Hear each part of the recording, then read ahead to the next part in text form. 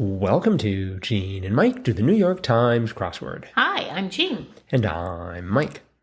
And today we are doing the crossword for Tuesday, July 1st, 2025. So, on this Canada Day... Happy Canada Day.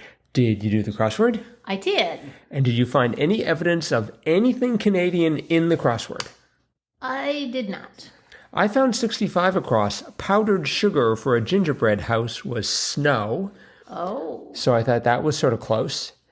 And then 3 down, creep along. The answer was inch, something they don't have in Canada because they're all in the metric system. This is true. And then we had 37 across. Handle is a tough piece of information. Stomach. Most Canadians have stomachs. Well, I'm glad to hear that. So I was able to discover those, but that was... and then there was one other thing. 60 across, wrapper blank sweatshirt was Earl. And of course, Earl's is a famous restaurant chain in Canada. That is true. I don't think it's named after Earl sweatshirt, though. No, I don't think so. And there is an apostrophe S in the name, so that theory sort of falls apart. But other than that, what do you think of the crossword? It was another fun theme. Uh-huh. I enjoyed the theme very much. Good. And it was kind of different because some of the theme clues went vertically. They're almost always horizontal. Right. The answers were vertical, including the revealer. And it was all nicely symmetrical. Yes. With 2 of the themed answers going horizontally toward the top, and then 4 going horizontal or vertically underneath them in a asymmetrical pattern. Sort of look like pillars holding up a roof. Well, it does. It does.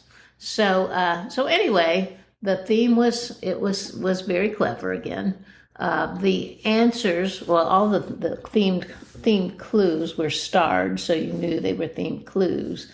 And they all were names of foods, different kinds of foods.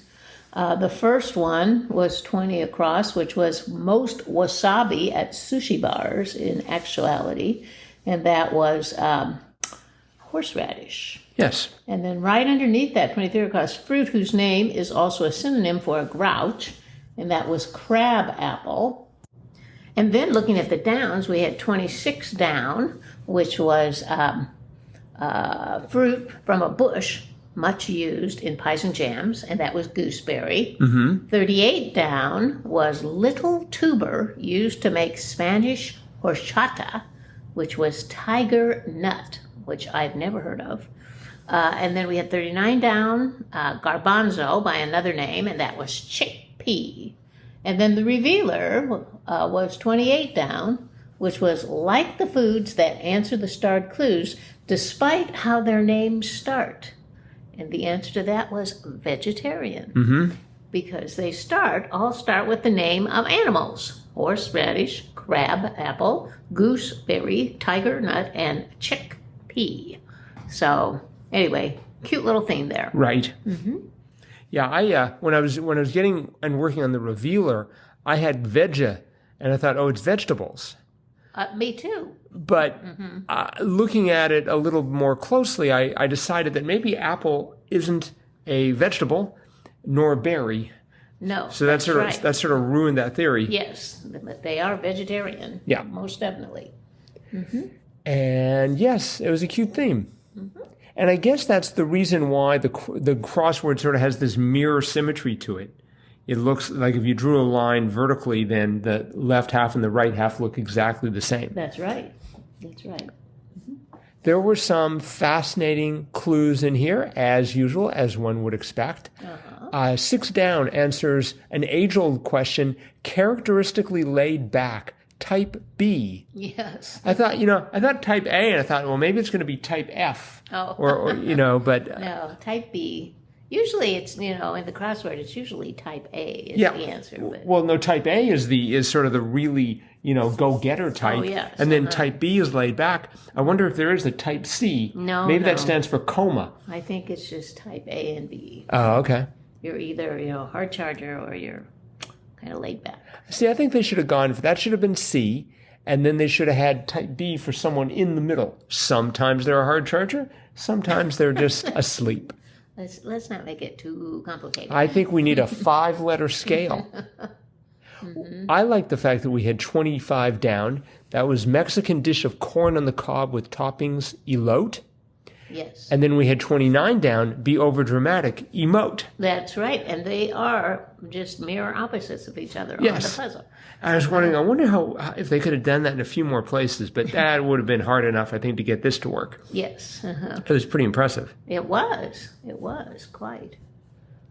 I liked 59 down. Tree whose name sounds like a pronoun. And I thought, oh, it's a U, which I immediately spelled as E-W-E. Because that's a U. And then I realized a little later on that it couldn't be U-E-W-E, but it could be U-Y-E-W. That makes more sense, yes. And I was trying to imagine what a U tree spelled E-W-E would be like, and whether it'd be dangerous to be underneath it during a really, big thunderstorm or something like that, because then you'd have U's falling on you. That would not be good. No. All right, I'm going to predict you didn't know 56 across. Dead serious in modern lingo. NOCAP. I did not know that. Yeah, what does that stand for?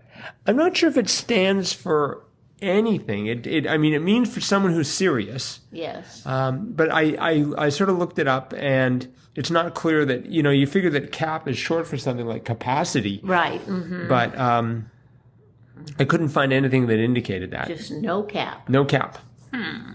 I'll have to remember that. No cap, you. And then we have ancient lingo, 17 across, stop during roughhousing, and that's uncle. Yes, I thought that was funny. And I bet that one you did know. I did know that one, yes. So when I'm serious, I'm just going to have to say no cap. Although using slang that I don't know about is always dangerous. I may not take the risk. 43 across. Omnivorous fish of the Amazon, piranha. Yes. How many guesses did it take you to get the spelling of piranha right? Just 2. Really? It took me about 4. Oh. The H kept moving back and forth. Yes, that was my downfall too. Was where does the H go? Yes. I know there's an H in there somewhere that you don't pronounce, but it's in there. And I was trying to think rationally about this, but I kept having nightmares about a piranha attacking me, and it was distracting. Let's see. We had 32 across. That was hoagie. And I had the middle letter as U from 33 down. Gattaca, co-star Thurman, Uma. But then I went for bun, because it seems to me that a hoagie is a bun with food inside, which would make it a sub. Or, yes, definitely. That being the correct answer. Yes. Let's see. I am still sort of impressed about... So what's this wasabi horseradish thing? Well, wasabi, is a very pungent, very spicy sauce that is used in they put it on sushi, and they use it in other dishes, Oriental dishes. But they're not really using wasabi? They're really using horseradish? Apparently it's just really horseradish that they've made into a sauce. Well, maybe the sushi isn't sushi either. No. In fact, I want to know if the waiters are real. I've only had wasabi once, and to me it tasted a lot hotter, a lot spicier than horseradish. But it could have just been hot horseradish. Maybe it was. You'll never know. When I've eaten horseradish, it's always just been a tiny little bit. But this was like a big dollop on top of some sushi at a very, very fancy dinner that I had been invited to. And I ate. There were 3 of them on the plate, 3 little sushis with this wasabi on top, and it was kind of blue. They had kind of tinted it blue. That's a warning that you might go into cardiac arrest if you eat it. Yeah, well, Code blue. Now you know where that comes from. I got one down, and I'm like, I think that'll be enough for me. I don't get invited to parties like that, so congrats. 55 down was stand next to a club, ? And it was T. Yes. T-E-E. That was cute. Yep. And I thought I appreciated the straightforwardness of 51 down. There might be a fork in it. Road. Yes. And one last one, I think maybe 14 across, Tower of Blank, mathematical puzzle with discs, Hanoi. Hanoi. I knew that, but I don't really know what that mathematical puzzle is. I'll have to look that up sometime. Well, I teach that, so. Oh, do you? If you want a little lecture on it. Oh, okay. Basically, you have 3 posts. Perhaps we don't want to extend the podcast by 20 minutes as I go into a detailed discussion. Not the best idea. Okay. 3 posts, bunch of discs, have to move them one at a time. When all 64 discs have been moved, the world comes to an end. It's an ancient legend. Oh, okay. Well, not really. It was invented by a mathematician who brought the story in just to make it more interesting. But I see. Anywho, that is it for this crossword. It was by Adam Aronson and Michael Garbus. Yep. It's a debut for Michael Garbus. Nice job. Yep, and the 16th for Adam Aronson. Very good. Apparently, Michael Garbus has a cactus collection. He's got 31 and counting. Wow. I wonder if we could send some of ours. You know, if he won one of our jam katwas, we could get rid of a whole bunch of cacti. We don't have that many cacti. Oh, we don't? We used to. I guess they all died. All right. Okay, that's it for the crossword, but it is Tuesday. Yes, it is. Which means it's time for Triplet Tuesday. And Triplet Tuesday is that segment where one of us reads 3 clues to the other. The answer to all 3 clues is one 3-letter answer. The object is to guess that answer in as few clues as possible. We do it 3 times, hence the name Triplet Tuesday. Listeners are invited to play along after Jean has read the clue, because she will be doing that today. Hit pause and then see if you can figure it out. And then when you've done that, drop us a line, crosswordpodcast@icloud.com. Let us know how you did. Okay, I am now going to fortify myself mentally for the grueling task ahead. Okay. Tell me when you're ready. Ready. Okay, here's your first clue. Ready. Home of the largest grain elevator in the world. Abbreviated. Abbreviated. Oh, boy. The largest grain elevator in the world. MAN, M-A-N, abbreviation for Manitoba. No. Okay, here's your second clue. Okay. Where the Pawnee River flows. Oh, great. Geography. Where the Pawnee River flows.